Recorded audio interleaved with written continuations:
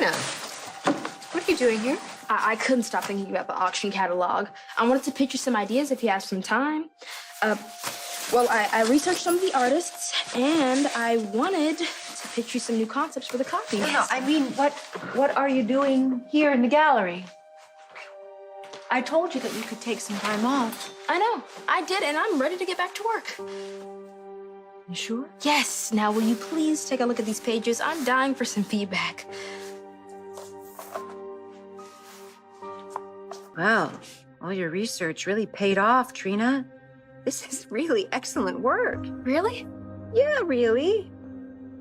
But I don't want you to worry about finishing the catalog. You know, you just lost your father. I don't want you to feel any pressure to work. Thanks, but my parents have been divorced for a long time, and my dad was always the long-distance parent, and I'd always have to go visit him. So, in a way, it just feels like he's gone home or something. Except he hasn't. I'm fine, really. Can we just get back to the work and talk about art? You know something? You've already discovered something that it took me a lot longer to learn. That art can be a great solace. All the work surrounding it, of course, yeah, but also the pieces themselves. Art is about emotion. And if you find sometimes that your own emotions are too much to handle, you can step outside yourself and focus on a piece that speaks to you. I wasn't sure what to write about Franco. I researched his earlier works, and they still have a huge following. Yeah. Franco's first works are still highly sought after.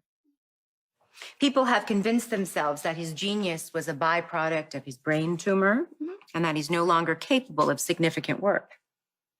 You don't think so? Oh, no. No, I think those collectors are extremely short-sighted.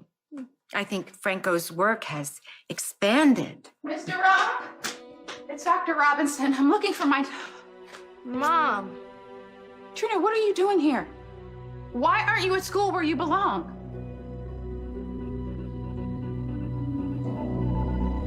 I am meeting with the chief of staff at General Hospital. And imagine my surprise when I get a call from your school saying that you didn't show up to chemistry. It's all midterm review. I've got an A in the class. It doesn't matter. You don't skip school. What is the point of sitting in the class reviewing stuff I already learned and know by heart when I could be in the gallery doing something meaningful? Because you're not an adult, that's why.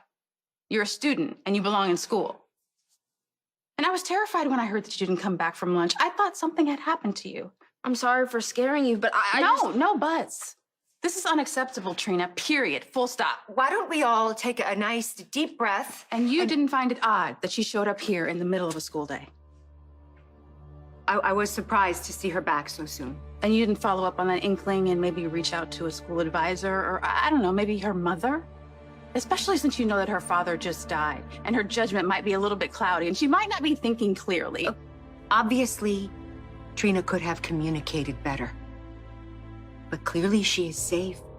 So I don't know how upset my daughter was already been kidnapped once this year.